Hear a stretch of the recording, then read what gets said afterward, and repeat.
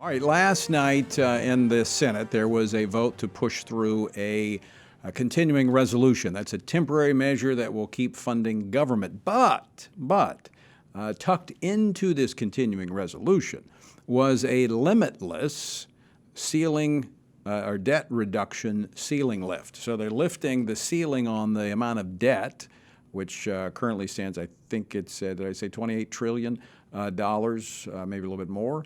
And so the Republicans said no. In fact, this is what the Republican leader, Mitch McConnell, had to say yesterday on the Senate floor.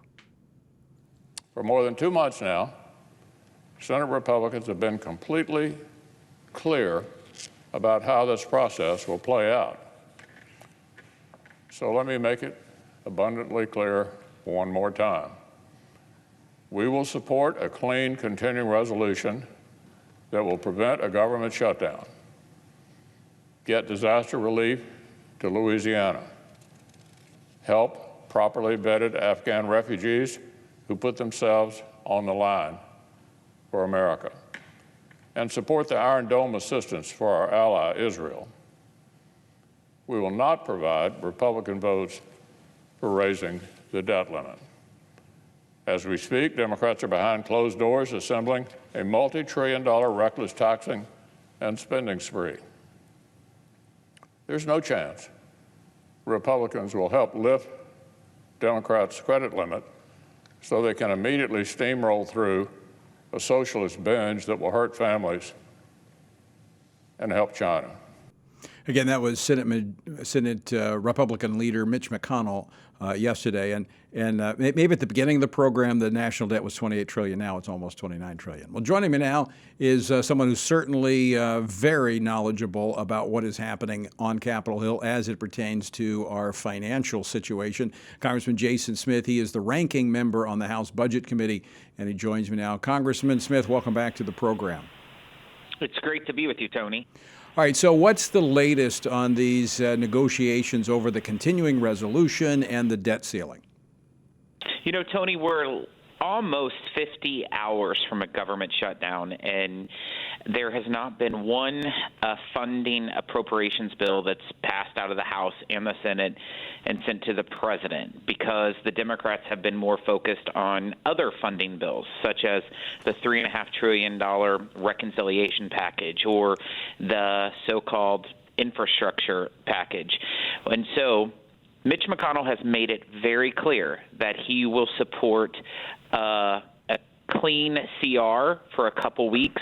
What it looks like right now is that there is going to be a clean CR that will be passed with those items that Mitch McConnell suggested that will last until about mid-October.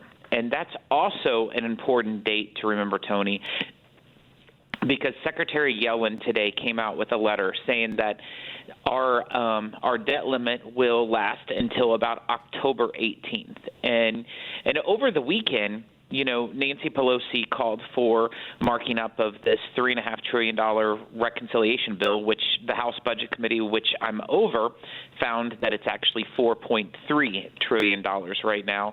And before that hearing started, I actually moved to postpone the hearing until Monday so that the chairman of the Budget Committee could amend the fiscal year 22 budget resolution so that they could handle the debt limit themselves. They're the ones doing all the spending.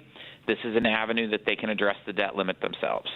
You know, Congressman Smith, you make a really, really good point that I've not heard many people talk about as we've, looking at this infrastructure bill 1.5 and then the human infrastructure, which, it was 3.5. Now it's, as you said, 4.3. That's been done, but they haven't done the regular spending bills. So all of the normal business that they should be taking care of, they've neglected. And now at the 11th hour, they want to rush through this CR with this other stuff attached to it because they've been worried about getting through their Christmas tree appropriations bills. That is, a gift to everyone on the left. Tony, this date hasn't changed. Everyone knew that the fiscal year ends September 30th, and they have been more focused on delivering to their political friends, allies, and donors by this huge reconciliation bill. This $4.3 trillion bill that passed out of the House Budget Committee Saturday night at 10 o'clock is the largest spending bill in the history of the United States. It's also the largest tax increase in the history of the United States. Our country is facing the highest inflation since 1981. That means every person in America is having to pay more to put food on their table, clothes on their backs, and gasolines in their car. This package will only make that worse. The tax increases within this package, President Biden said that he would not raise taxes on people making less than $400,000. This package is false. It raises taxes on people less that has an income less than $400,000. But what it does for the wealthy in this package, Tony, is crazy. It actually allows people who make up to $800,000 a year to get huge tax credits for luxury electric vehicles. It actually provides tax credits for electric bikes.